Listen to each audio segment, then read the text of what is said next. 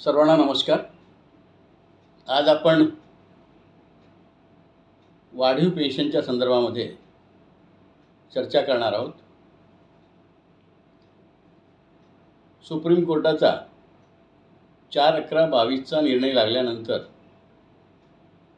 EPFOने 29/12/2022 चे पत्र निर्गमित करून जे पेन्शनर्स किंवा एक्झिस्टिंग एम्प्लॉई 1/9/14ला सेवेमध्ये होते त्या सर्वांसाठी वाढीव पेन्शनचा जॉईंट ऑप्शन भरून देण्याचे पत्रक काढले आणि त्याप्रमाणे पोर्टलवरती युनिफाईड पोर्टलवरती ती इन्फॉर्मेशन आपण भरून दिली सर्वांनी. आणि त्यानंतर हळूहळू त्याचा निर्णय यायला सुरुवात झाली. जवळपास 17.49 म्हणजे 17.49 लाख ॲप्लिकेशन युनिफाईड पोर्टलच्या माध्यमातून सादर झाले. त्यापैकी 15.24 लाख जॉईंट ऑप्शन हे एम्प्लॉईनी फॉरवर्ड केले. त्यामध्ये फॉरवर्ड केल्यानंतर EPFOनी स्क्रुटिनी केल्यानंतर 4,27,308 डिमांड लेटर इश्यू झाले आणि ज्यांच्याजवळ पैसा नव्हता त्यांनी ते नाकारलं. 34,060 लोकांनी डिमांड लेटर मिळूनही पैसे भरले नाही. त्याच्यानंतर 2,33,303 लोकांनी अमाऊंट डिपॉझिट केला. त्याच्यामध्ये 96,274 पेन्शनर्स आपलं 96,274 हे सध्या एक्झिस्टिंग एम्प्लॉईज आहेत आणि 1,27,029 रिटायर्ड एम्प्लॉईज आहेत. आणि त्या अनुषंगाने 1,24,457 PPO इश्यूड झाले आहेत. त्यांना वाढीव पेन्शन मिळायला सुरुवात झाली आहे आणि 12,572 यांना डिमांड नोटीस इश्यू करण्याची प्रोसेस सुरू आहे. अशा प्रकारची माहिती आपल्याला मिळालेली आहे. आता ज्यांना या 1,24,457 पेन्शनर्सना जी डिमांड नोटीस इश्यू झाली त्यांना ऑन एन ॲव्हरेज 15,000 रुपये पर मंथ अशी पेन्शन मिळत आहे. महाराष्ट्रामध्ये 31/3/24पर्यंत 13,12,800 हे पेन्शनर्स आहेत. अर्थात याच्यामध्ये किती लोकांनी वाढीव पेन्शनसाठी अर्ज केला याची आपल्याला कल्पना नाही, परंतु MSEBचा जर विचार केला तर जवळपास 36,000 पेन्शनर्सनी अर्ज केला आणि 24,000 जे एक्झिस्टिंग एम्प्लॉईज आहेत त्यांनी अर्ज केला. असे 60,000 लोकांनी म्हणजे पेन्शनर्स अधिक एक्झिस्ट एम्प्लॉई यांनी ते अर्ज सादर केलेत. परंतु दुर्दैवाने 60,000 लोकांचे जे अर्ज आहेत ते अर्ज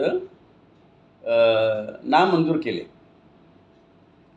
अर्थात याच्यात कारणमीमांसा जर आपण बघितली तर त्यांचा जो ऑर्डर आहे 4 फरवरी 2025चा त्याच्यामध्ये कंडिशन 5 to 12 असा जर विचार केला तर पहिली कंडिशन आहे 10.1 म्हणजे CPF ट्रस्ट रूल 10.1मध्ये जे कॉन्ट्रिब्युशन करायचं आहे ते फक्त सिलिंग लिमिटवरती करायचं आहे.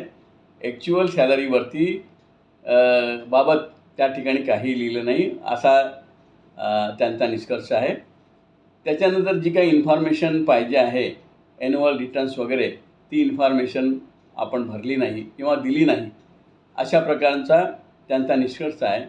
आणि त्या निष्कर्षाअंतर्गत जवळपास 500 गठ्ठे करून त्यांनी 60,000 संपूर्ण पेन्शनर्स आणि एक्झिस्टिंग एम्प्लॉई यांचे अर्ज त्यांनी नामंजूर केले आहेत.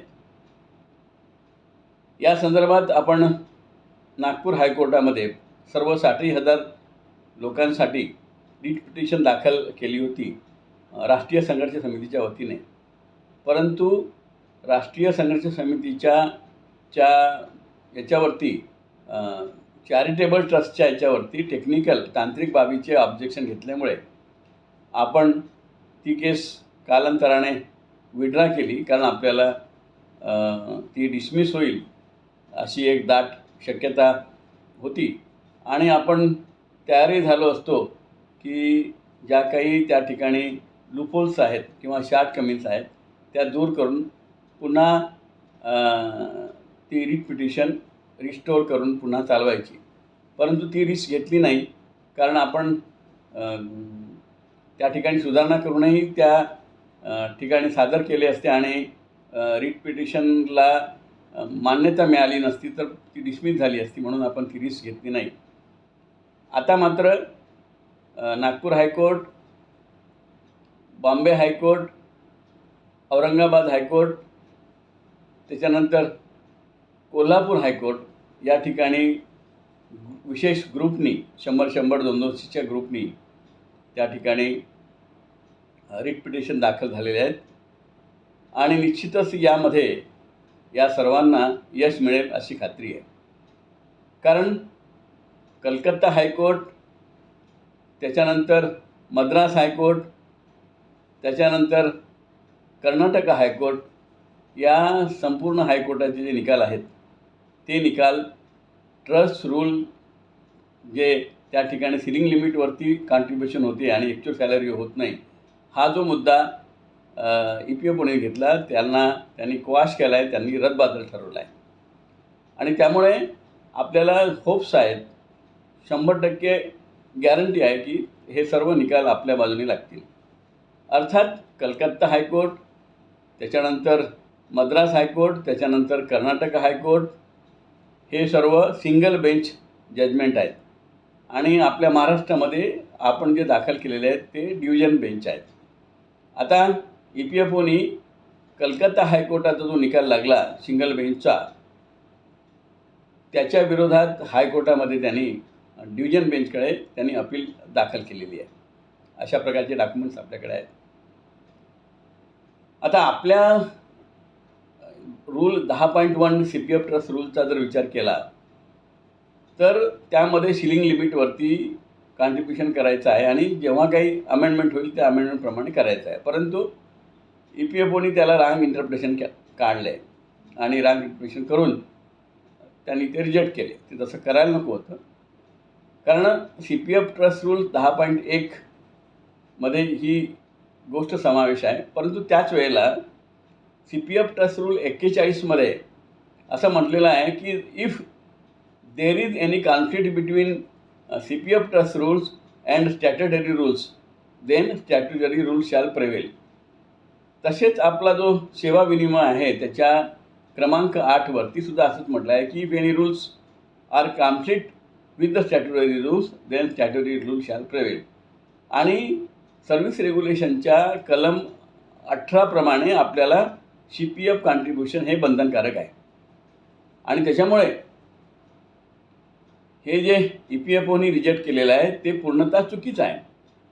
कारण आपण जर एम्प्लॉईज प्रॉव्हिडंट फंड स्कीम 1952 चा अपेंडिक्स 27AA बघितला तर त्याच्यामध्ये जो नियम आहे 10 आणि 11 त्याच्यामध्ये असं म्हटलेलं आहे की जर एखादा फायदा पेन्शनरला होत असेल तो पहिले देण्यात यावा आणि अमेंडमेंटचा नंतर विचार करण्यात येईल. आणि अमेंडमेंट करण्यासाठी हे जे आहे ते EPFOचं अप्रुव्हल लागेल. तर आपल्याकडे EPFOने CPF ट्रस्टने लेटर क्रमांक 40, 41, 22 आणि D-122 याच्या अन्वये त्यांना पत्र पाठवून आम्हाला हायर पेन्शन लागू करण्यासाठी काय मोडस ऑपरंडी आहे ते कळवावे, म्हणजे त्याप्रमाणे आपण त्या ठिकाणी सुधारणा करता येईल किंवा त्याप्रमाणे EPFOच्या रिक्वायरमेंटप्रमाणे फुलफिल करता येईल. परंतु EPFOनी याची दखल घेतली नाही आणि त्यामुळे ते तसंच राहिलं. आणि म्हणून EPFOचं जे म्हणणं आहे की रूल 10.1 किंवा बाकीचे जे ॲन्युअल रिटर्न्स आहेत 7 PS 8 PS हे काही भरलेले नाही, हे चुकीचे आहेत. कारण प्रत्येक वेळेला प्रत्येक वर्षाला त्याचं ऑडिट होते, ऑडिट इन्स्पेक्शन होते आणि इन्स्पेक्शन झाल्यानंतर त्या ठिकाणी कुठले जर मुद्दे असले किंवा शॉर्ट कमीज असले तर ते पॉईंट आऊट करतात. परंतु 16/11/95 पासून ते रिजेक्ट होईपर्यंत त्यांनी कुठल्याही प्रकारे शॉर्ट कमीज पॉईंट आऊट केले नाही.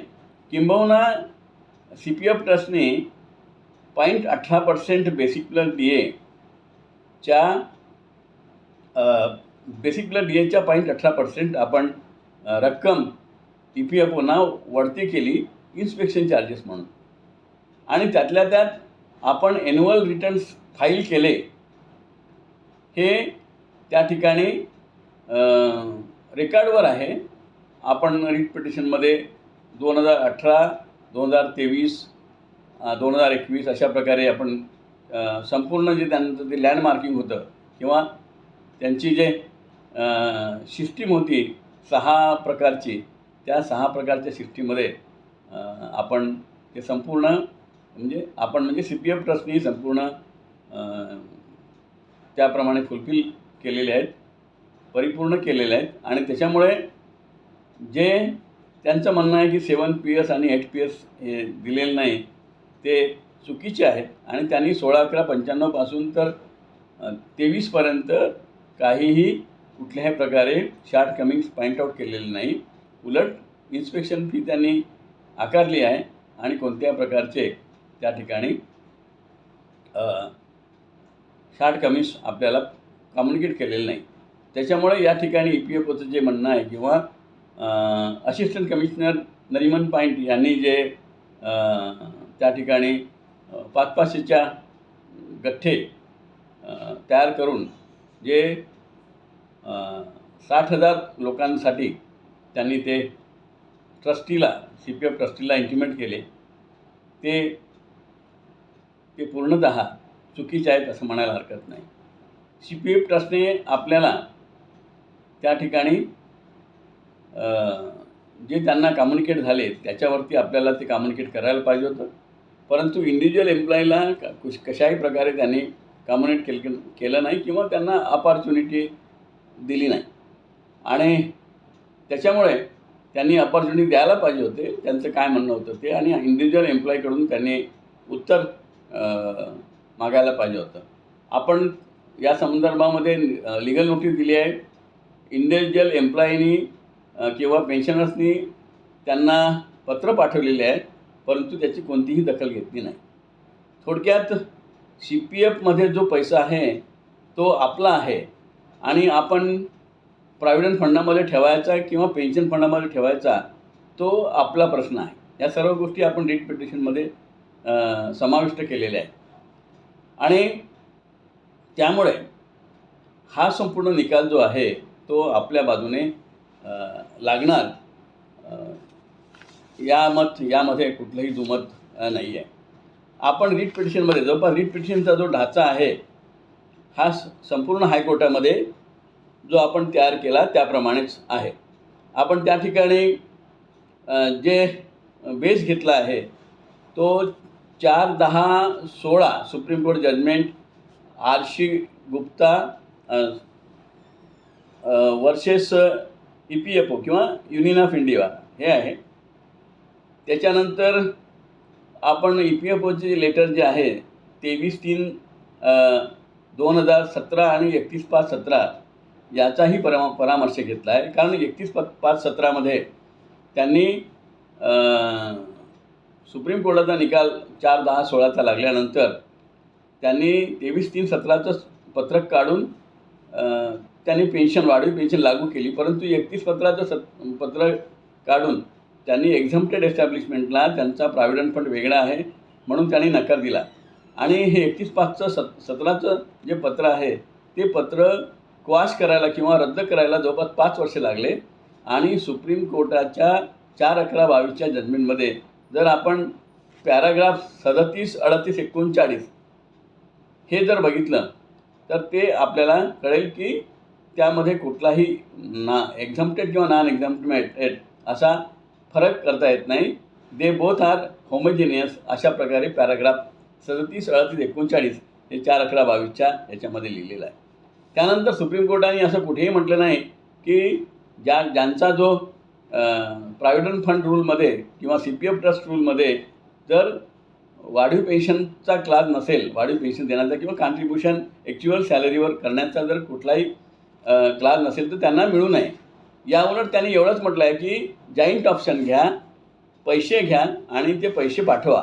तर याची जी तरतूद आहे ती या ठिकाणी पॅराग्राफ 42, त्याच्यानंतर 44 रोमन 2, त्याच्यानंतर 44 रोमन 4, त्याच्यानंतर 44 रोमन 9 या संपूर्ण प्रोव्हिजनमध्ये आपण पैसे पाठवावे किंवा जॉईंट ऑप्शन दाखल करावा असंच आहे. कुठेही ट्रस्ट रूलचा उल्लेख नाही आहे की ट्रस्ट रूलमध्ये असेल तरच त्यांना वाढीव पेन्शन देण्यात यावा.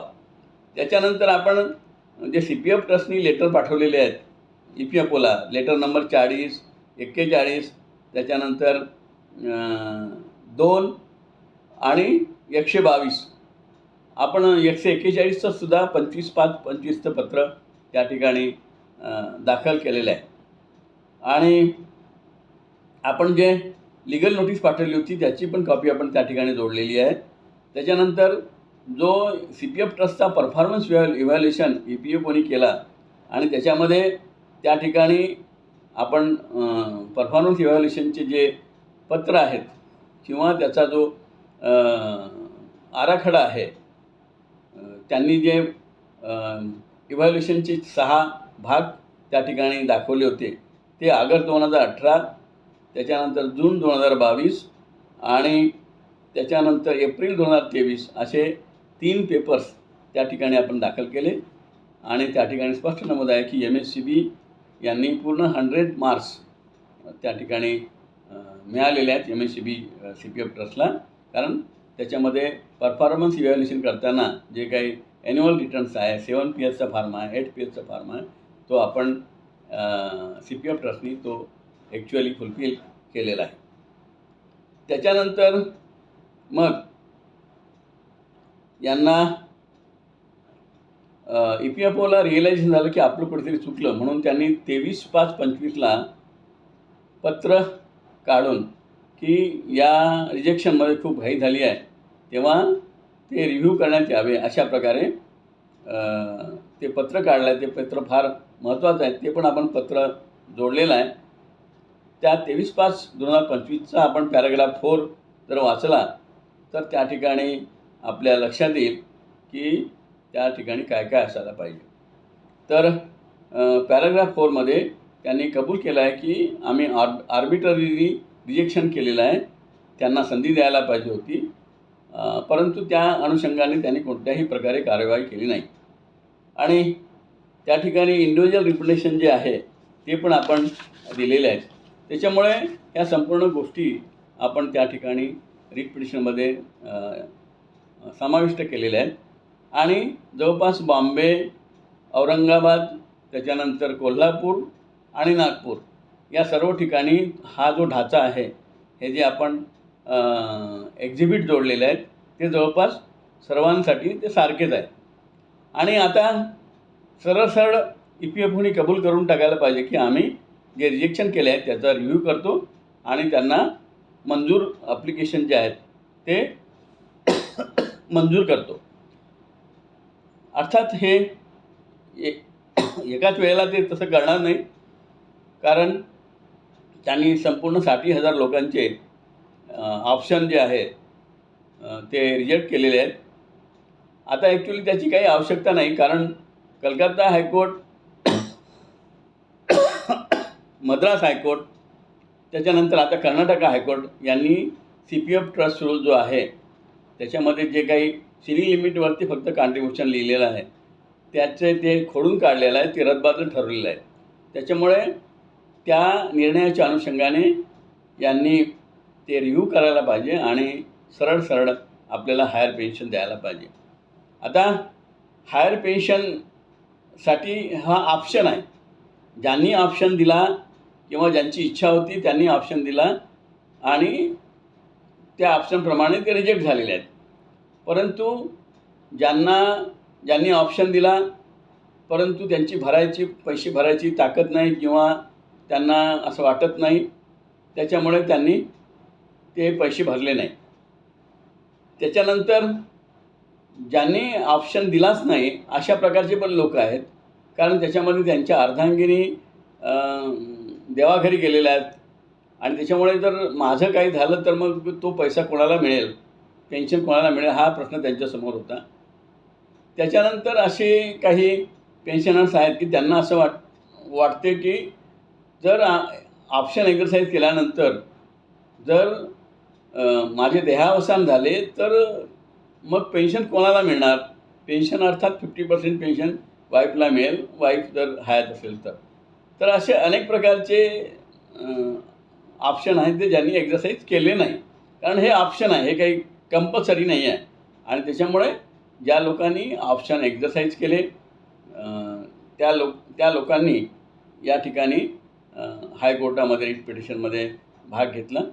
आणि ज्या लोकांना नको आहे हायर पेन्शन किंवा ज्यांचा विश्वास नाही आहे की हायर पेन्शन मिळणारच नाही आहे, तर त्या लोकांनी त्या ठिकाणी रिट पिटिशनसाठी पार्टिसिपेट केलेलं नाही.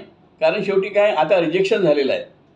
होऊन आपण समजा हरलो तरी काय होणार की रिजेक्शनच राहील, आणि जिंकलो तर आपल्याला वाढीव पेन्शन मिळेल आणि आपण 100% या ठिकाणी आपल्याला विजय मिळणार आहेत.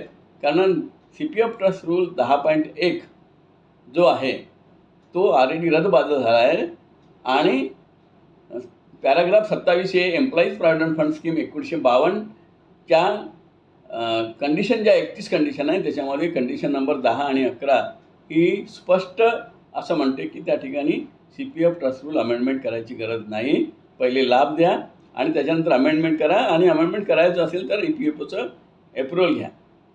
आणि काय की शेवटी CPFचे मध्ये जे आपण पैसे टाकले ते आपलेच पैसे आहेत आणि त्याच्यामुळे आपण कुठे ठेवायचा हा प्रश्न आपला आहे. आपण प्रॉव्हिडंट फंडामध्येच ठेवायचे किंवा पेन्शन फंडात ठेवायचे किंवा आपण पेन्शन फंडामध्ये ठेवून वाढीव पेन्शन आपल्याला मिळाली पाहिजे असं करायचं, हे सर्व आपल्यावर निर्भर आहे. आणि त्याच्यामुळे आणि थोडक्यात या ठिकाणी आपल्याला कोणतीही रिजेक्शन करताना आपल्याला म्हणजे पेन्शनर्सना काहीही विचारणा केली नाही किंवा त्यांना कुठल्याही प्रकारची संधी देण्यात आली नाही. आणि समजा जर CPF ट्रस्टनी एखादी गोष्ट केली नाही आणि ते त्या ठिकाणी शॉर्टकमिंग्स आहे, तर त्याच्यामुळे त्याचा जो परिणाम आहे, विपरीत परिणाम आहे, तो विपरीत परिणाम पेन्शनर्सवरती व्हायला नको अशा प्रकारे सुद्धा जजमेंटमध्ये आहे. आणि त्याच्यामुळे आपल्याला 100% खात्री आहे की आपण जिंकू. ज्यांनी ऑप्शन एक्झरसाईज केला आहे, ज्यांनी रिट पिटिशन मध्ये पार्टिसिपेट केलं आहे, त्या सर्वांना हे लागू होईल. आता असा प्रश्न आहे की एक रिट पिटिशन आपल्या बाजूने लागली म्हणजे सर्वांसाठी लागू होईल असं नाही आहे. कारण काय की या RC गुप्ताच्या केसमध्ये सुद्धा सुरुवातीला सिंगल बेंचकडे RC गुप्ता गेला जेव्हा EPFOने नकार दिला. कारण 11.3 कलम आहे त्याची, जी 96मध्ये अमेंडमेंट झाली की जर तुम्हाला हायर पेन्शन पाहिजे असेल तर तुम्ही त्याप्रमाणे ऑप्शन द्या 16/11/95 पासून किंवा तुमचा पगार वाढला असेल तेव्हापासून. तर त्यावेळेला हा जो नियम आहे तो पर्कोलेट झाला नाही आणि म्हणून मग जेव्हा 2005मध्ये लोक जे रिटायर्ड झाले त्यांनी आम्हाला माहीत केलं नाही, त्याच्यामुळे आता हायर पेन्शन द्यावी असा एक अर्ज केला. त्यांनी नकार दिला EPFOनी, आणि EPFOनी नकार दिल्यानंतर ते कोर्टात गेले, हिमाचल प्रदेशच्या कोर्टामध्ये सिंगल बेंचनी त्यांनी असं म्हटलं की या ठिकाणी कट ऑफ डेट राहू शकत नाही, तुम्ही त्यांना दाखवलं नाही, पहिले पर्कोलेट केलं नाही, त्याच्यामुळे तुम्हाला हायर पेन्शन द्यावं लागेल. मग EPFOनी डिव्हिजन बेंचमध्ये अपील केली. डिव्हिजन बेंचनी सांगितलं की नियम सर्वांना माहीत असायला पाहिजे, त्याच्यामुळे त्यांची जी रिट पिटिशन आहे म्हणजे सिंगल बेंचने जे डिसिजन घेतलं तर ते रद्दबातल ठरलं आणि त्याने असं म्हटलं की हे जे काय म्हणतात त्याला निर्णय आहे तो फक्त त्या अपिलंटपुरतच मर्यादित राहील, बाकीच्यांना होणार नाही.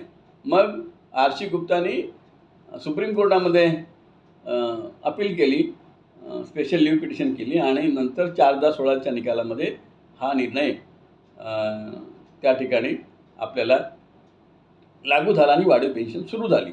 आपलं दुर्दैव आहे की 31/5/17चं सर्क्युलर निघाल्यामुळे आपल्याला काही अर्ज करता आले नाही, परंतु हा लढा चालू राहिला आणि 4/11/22मध्ये एक्झम्प्टेड आणि अनएक्झम्प्टेडने कोणताही फरक करता येणार नाही असं ठरल्यामुळे आपल्याला वाढीव पेन्शन ही मिळणार आहे. आणि त्याच्यामुळे हा संपूर्ण जो प्रयत्न आहे हा प्रयत्न रिट पिटिशनच्या माध्यमातून चालू आहे.